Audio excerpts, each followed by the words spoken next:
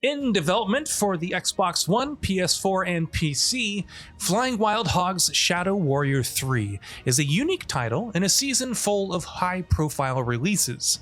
The series has always been niche, but the sequel completely revamps the gameplay and pacing for a faster-paced, more dynamic experience. With the Xbox and PlayStation stores indicating a March 1st release, let's take a look at 12 things you should know about the game before jumping in. Story. Picking up directly after the previous game, the story sees Lo Wang teaming with Orochi Zia, his former nemesis, in order to capture an ancient dragon that's running amok. If you haven't played Shadow Warrior 2, then trust us, it's a long story.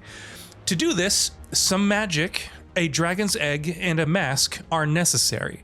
Given the series' entire messed up timeline, it should be interesting to see how things play out, especially with regards to the Outer Gates, Mizu, Xing, and the forces of chaos that have plagued the world. More linear levels. Compared to the first game, Shadow Warrior 2 employed random map layouts, changing up the terrain, enemy positions, and even weather conditions with each playthrough. This worked well with the loot system and leveling mechanics to make replaying levels less repetitive. In Shadow Warrior 3, however, Flying Wild Hog is returning to a more linear, handcrafted approach with its levels. This makes for, quote, better pacing and interactivity with Lo Wang's surroundings, as per the developer. Combat arenas have also been expanded on with more verticality to accommodate the new movement options. Wall running and grappling. While Lo Wang could dash and double jump in the previous game, Shadow Warrior 3 expands on his movement significantly. Dashing and double jumping are still possible and very much essential in some of the more pitched battles, but they now play a bigger role when navigating through levels.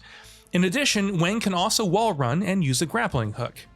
Based on gameplay showcased thus far, chaining together dashes and wall runs looks to be fluid and seamless. Combat. So the crux of Shadow Warrior has always been its combat, and there's a lot to like about the sequels.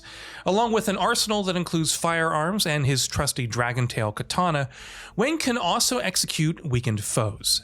Furthermore, the controls now employ two separate buttons for attacking, one for the katana and another for a ranged weapon, thus enabling you to more seamlessly switch between melee and long-range fighting in the heat of battle.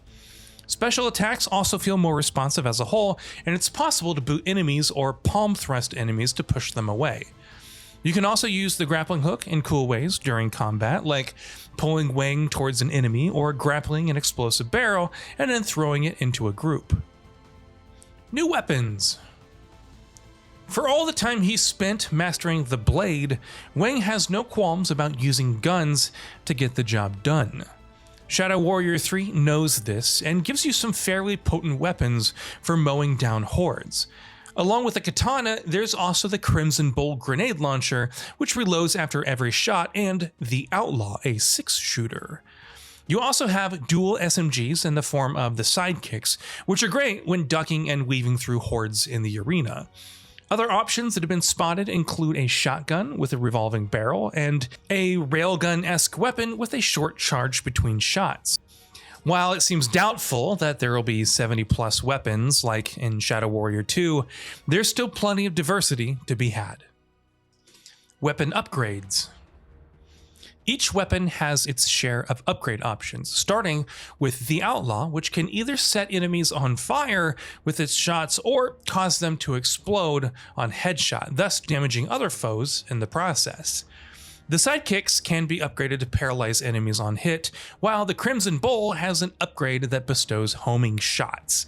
The sheer range of upgrades has yet to be detailed, but they look incredible this far. Gore weapons. As noted earlier, players can execute weakened enemies, and tools like the grappling hook will help in that regard by exposing weak points.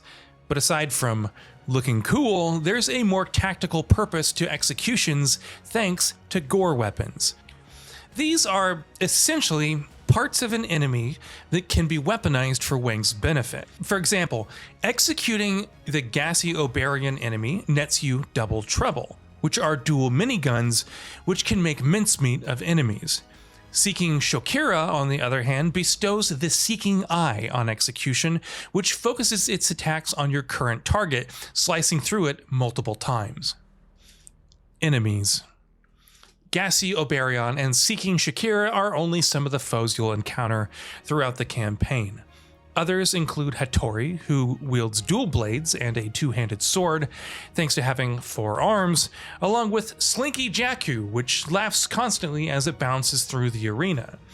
Oni Honma is a giant demon that uses a large hammer to attack, which can be used as a gore weapon, while the drill-headed Mogura twins will burrow underground and emerge to attack. As a result of all these enemy types, combat can quickly become hectic. Environmental kills. Guns, katanas, and gore weapons aside, the environment is your biggest asset during combat. Each arena is full of different environmental hazards that can tear through enemies quickly or provide some breathing room. In that dam level, for example, there's a giant bladed roller that can be activated to quickly mow through enemies. Motoko's Thunderdome, on the other hand, will periodically rain down lightning and shock enemies in place. With the ability to kick and push enemies into said hazards, along with grappling around to reposition, each level seemingly fulfills the team's vision of ninja playgrounds. Skill tree. As part of the shift towards a more linear campaign, Shadow Warrior 3's progression has also been dialed back significantly from the second game. In an interview with Gaming Bolt, lead designer Paweł Kowaleski described it as more akin to the 2013 Shadow Warrior, where you acquire different equipment and abilities at specific points in the campaign. There's also a, quote, really simple skill tree for one's progression. What the various skills will be remains to be seen, though. Playtime. While Techland was busy clarifying its remarks on Dying Light 2 Stay Human, requiring 500 hours to complete, which is actually for 100%ing the game, Flying Wild Hog decided to have some fun with that number. It confirmed that Shadow Warrior 3 would take 500 hours to complete as well, if you played it 60 times. If the math checks out, then a single playthrough would require roughly 8.3 hours to complete. Whether this playtime only factors in the main story is unknown, especially since not many details have been provided on side missions. But regardless, expect the sequel to be fairly concise with its length. Optimized for the Xbox Series X and S and smart delivery.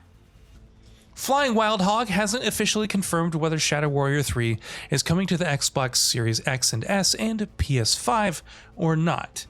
However, its Xbox Store listing does indicate that it will be optimized for Xbox Series X and S, along with supporting smart delivery. This also opens up the possibility of PS5 support, though to what extent remains to be seen. And that brings us to the end of this video. A quick request before we conclude: we upload new videos every single day, and if you like what we're doing, please consider subscribing. It really helps us out. Also, don't forget to enable all your notifications by clicking the bell icon so that you can receive daily video updates. Thanks for watching.